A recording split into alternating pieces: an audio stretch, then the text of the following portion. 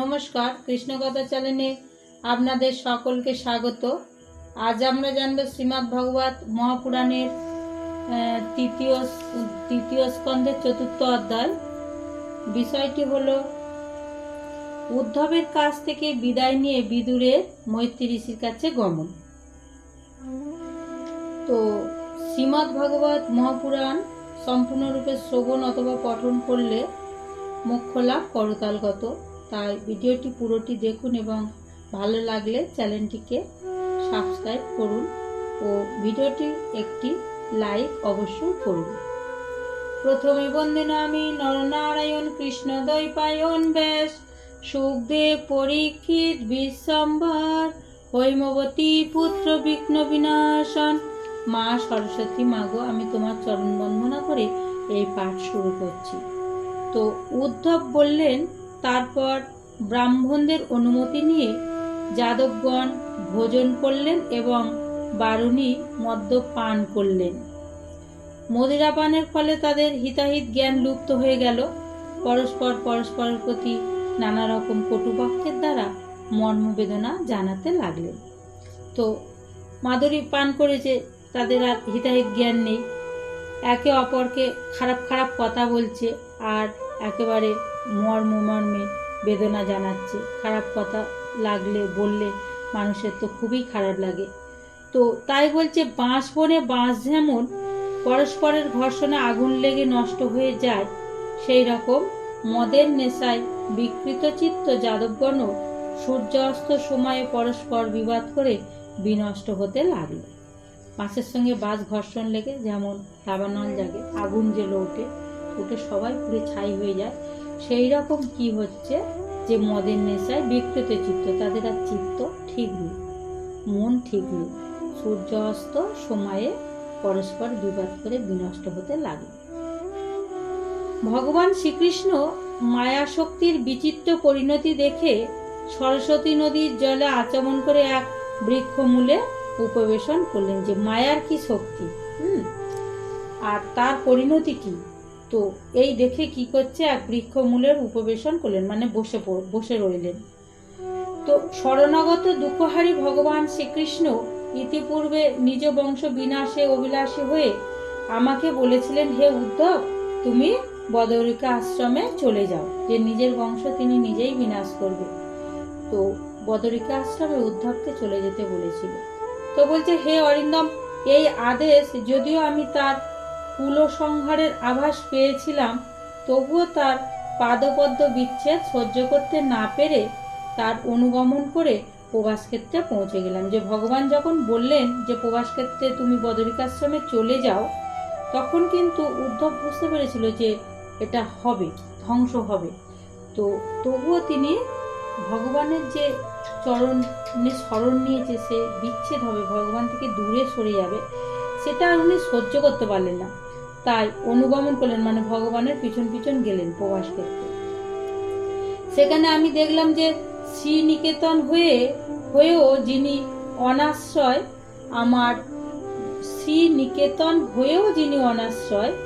আমার প্রিয়তম সেই প্রভু শোভাধাম শ্যামসুন্দর সরস্বতীর তটে একলাই বসে আছেন। একেবারে শোভার আধার সেই শ্যামসুন্দর কি করছে, সরস্বতীর তটে বসে আছে, সরস্বতী নদীর তীরে। তো দিব্য বিশুদ্ধ সত্যময় পরম সুন্দর শ্যামতনু, প্রশান্ত অরুণ বর্ণ নেত্রদয়। শ্যামতনু মানে শ্যামের দেহটা, কি বলছে, বিশুদ্ধ সত্যময় পরম সুন্দর শ্যামতনু, আর প্রশান্ত অরুণ বর্ণ, সূর্যের মতো তার চোখ দুটো, তার বাহু চতুষ্টয় ও পীতবর্ণ পট্টবস্ত্র। দেখে দূর থেকেই আমি তাকে চিনতে পেরেছিলাম। 4টে বাহু চতুষ্টয় মানে 4টে বাহু, আর পীতবর্ণ পট্টবস্ত্র মানে বসনটা ছিল হলুদ কালারের। তো দূর থেকেই দেখে চিনতে পারলাম। তো তিনি একটি নবীন অশ্বত্থ বৃক্ষে পৃষ্ঠদেশ ন্যস্ত করে বামুরুর উপর দক্ষিণ পাদপদ্ম সংস্থাপন পূর্বক বসেছিলেন। কি বলছে, নবীন অশ্বত্থ বৃক্ষ মানে ছোট অশ্বত্থ গাছ, তার উপর পিঠটা হেলান দিয়ে আর বাম উরুটা ডান দক্ষিণ পাদপদ্মে, মানে বাম উরুর উপর মানে বাম হাঁটুর উপরে দক্ষিণ পা মানে ডান পাটা সংস্থাপন করে রেখে বসেছিল। আর পান ভোজন ত্যাগ করার সত্ত্বেও তিনি সানন্দ ও অক্লিষ্ট দর্শন ছিলেন। তিনি খাওয়াটা সব বন্ধ করে দিয়েছিলেন, তার সত্ত্বেও তিনি অক্লিষ্ট, সানন্দ মানে আনন্দে পরিপূর্ণ, আর অক্লিষ্ট ছিলেন মানে ক্লান্ত হয়নি, এটাই দেখছি, ক্ষীণ হয়নি। তো বলছে সেই সময় ব্যাসদেবের প্রিয় শহীদ পরম ভাগবত সিদ্ধপ্রবর মৈত্রীমুনি ভুবন পর্যটন করতে করতে সেখানে এসে পৌঁছল। ব্যাসদেবের প্রিয় শহীদ মানে বন্ধু বলো, শুভাকাঙ্ক্ষী বলো, আর সিদ্ধপ্রবর মৈত্রী ঋষি মুনি ভুবন পর্যটন, সব কিছু পর্যটন করতে ঘুরতে ঘুরতে সেখানে পৌঁছল। মৈত্রীমুনি ভগবানের অত্যন্ত অনুরক্ত ভক্ত, ভগবানের একান্ত ভক্ত ছিলেন। আনন্দ ভক্তিবারে তার গ্রীবাদেশ ঝুঁকিয়ে তিনি অবনত মস্তক করলেন, মানে গলাটা বাড়িয়ে দিয়ে মাথাটা নত করলেন, নিচু করলেন।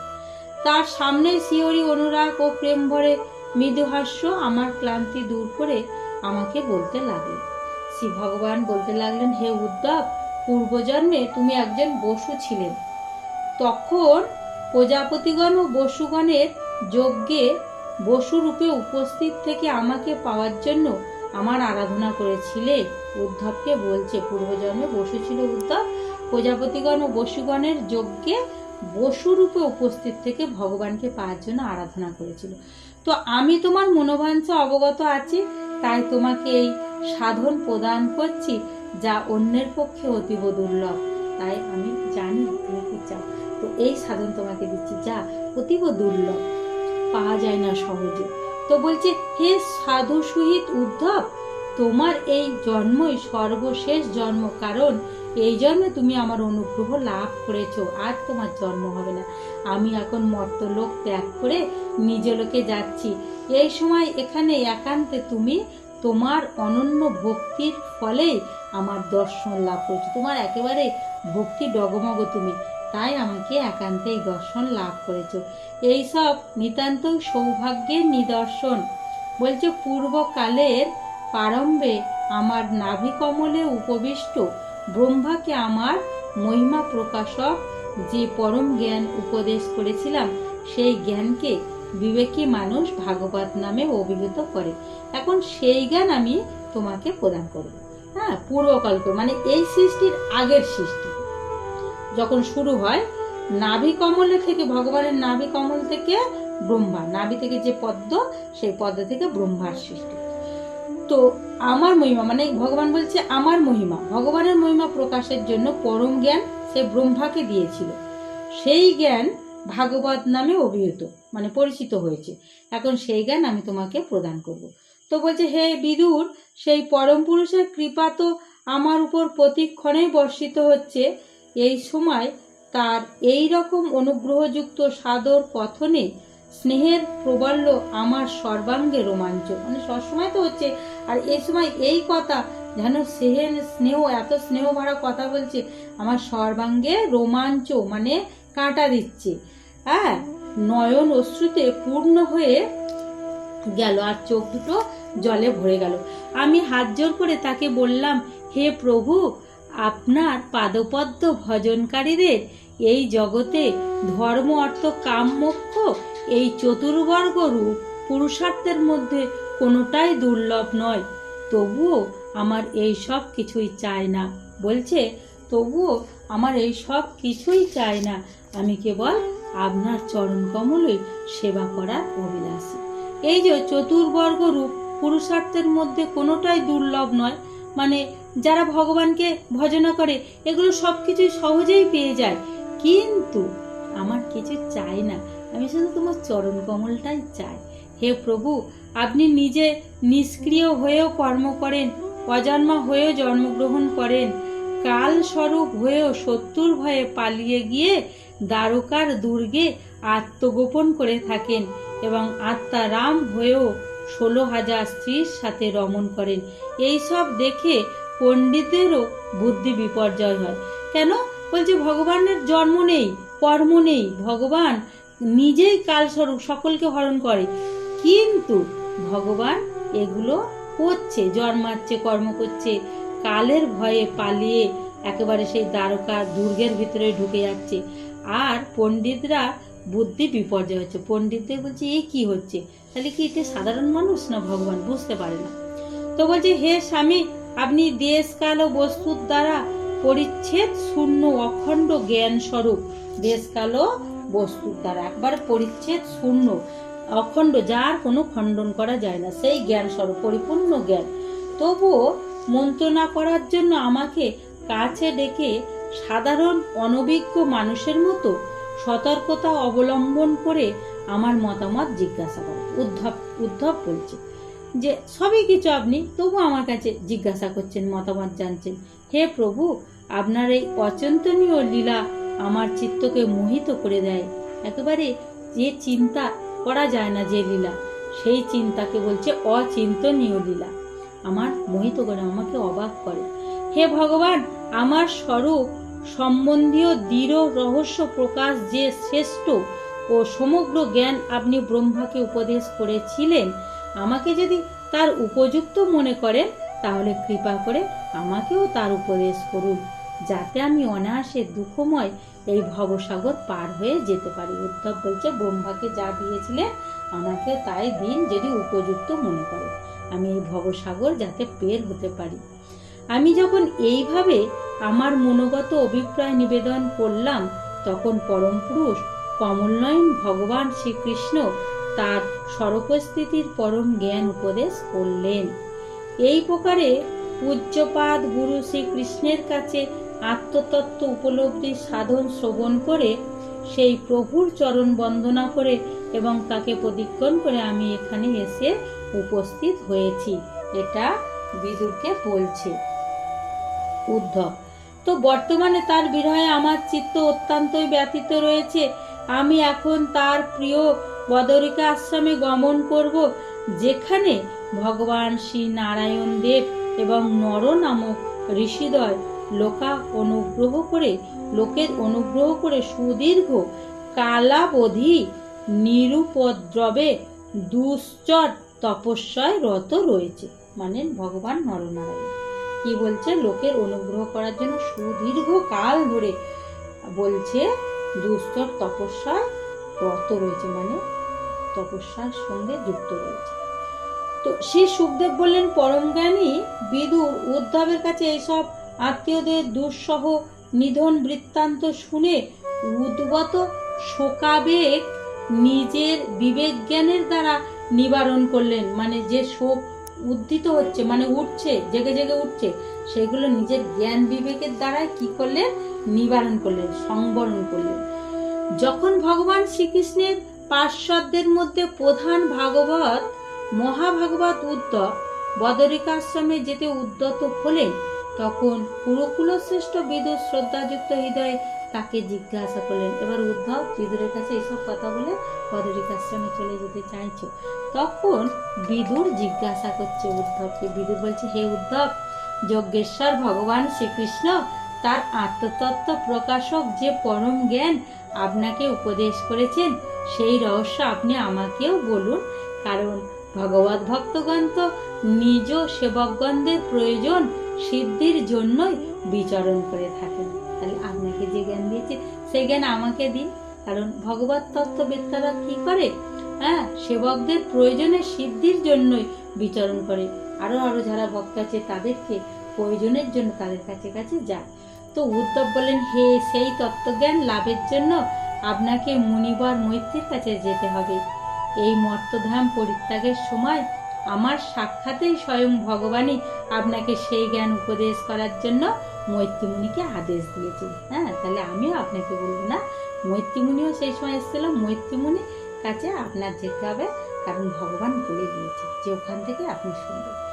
তো শ্রী সুখদেব বললেন, হে রাজন, এইভাবে বিদুরের সাথে বিশ্বমূর্তি ভগবান শ্রীকৃষ্ণের লীলা গুণ কীর্তন রূপ কথামৃতের দ্বারা উদ্ধবের গুরুতর বিরহ সন্তাপ প্রশমিত হলো। মানে ভগবান যে চলে গেছে, উদ্ধব যে বিরহে ভগবানের দুঃখে কাতর হয়েছিল, বিদুরের কাছে এই কথাগুলো বলায় তার বিরহ সন্তাপ, মানে ভগবান থেকে ছেড়ে গেছে সেই যে কষ্ট, সেটা অনেকটা দূর হলো।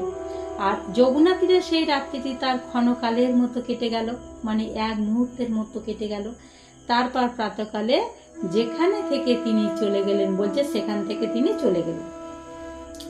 মহারাজ পরীক্ষিত জিজ্ঞাসা করলেন, হে ব্রাহ্মণ, বৃষ্ণীয় ভোজবংশীয় সমস্ত রতি মহারথী যুতপতি সৈনিক হস্তি সমেত অধিনায়কগণের নিধন হয়ে গিয়েছিল, এমনকি ত্রিগুণ নিয়ন্তা ভগবান শ্রীকৃষ্ণ পর্যন্ত নিজের মানব তনু ত্যাগ করেছিলেন।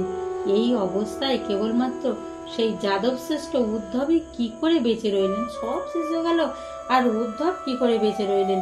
শ্রী সুখদেব বললেন, অব্যর্থ সংকল্প ভগবান শ্রীকৃষ্ণ নিজের কালো শক্তির দ্বারা স্বীয় কুলকে ব্রহ্ম সাপের ছলে সংহার করে নিজের শ্রী বিগ্রহ ত্যাগের সময় চিন্তা করলেন যে ব্রহ্মসাপটা তো ওটা একটা ছলনা, ভগবান তো ইচ্ছা করলেই পারত, তো নিজের সমস্ত কুলকে সংহার করে দিলেন ওই ব্রহ্মসাপের ছলনায়।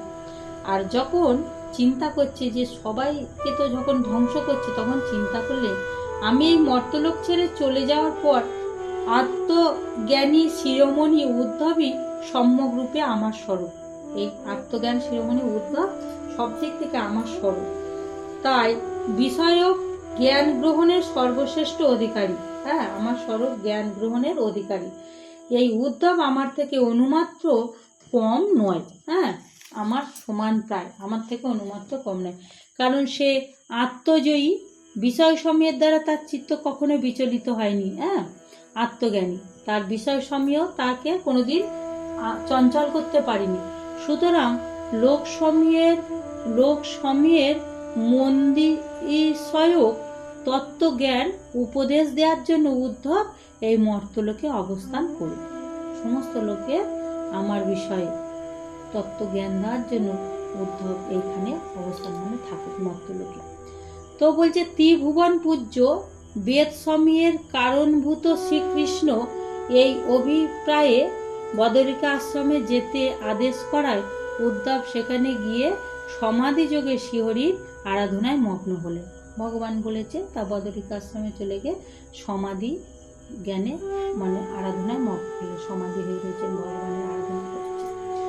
তো বলছে, হে কুরুপবর মহারাজ পরীক্ষিত, পরমাত্মা স্বরূপ শ্রীকৃষ্ণ লীলার আবেশেই নিজ শ্রী বিগ্রহ প্রকট করেছিলেন। হ্যাঁ, শ্রীকৃষ্ণ লীলার আবেশ, লীলা করার জন্য শ্রী বিগ্রহ প্রকট করেছিলেন, আর এই লীলার আবেশেই সেই প্রকট মূর্তি অন্তর্হিত হলেন। তার এই অন্তর্ধান লীলাও ধীর ব্যক্তিগণের ধৈর্যবর্ধক এবং অধীর পশুতুল্য বিহুল চিত্ত জীবগণের পক্ষে অত্যন্ত দুষ্কর ধারণার অতীত। যারা একেবারে পশুতুল্য, যাদের চিত্ত অস্থির, তাদের ধারণার অতীত, তারা ধারণাও করতে পারবে না ভগবানের এই লীলা। তো পরম ভগবত উদ্ধবের মুখ থেকে শ্রীকৃষ্ণের সেই সব কাহিনী শ্রবণ করে এবং ভগবান শ্রীকৃষ্ণ যে পরমধামে যাওয়ার আগে বিদুরের কথাও মনে করেছিলেন, এটি শুনে প্রেম বিহ্বল হয়ে বিদুর রোদন করতে লাগলেন যে বাবা, ভগবান যাওয়ার আগে আমার কথাও স্মরণ করেছেন। প্রেমে একেবারে গদগদ হয়ে বিদুর কাঁদছে।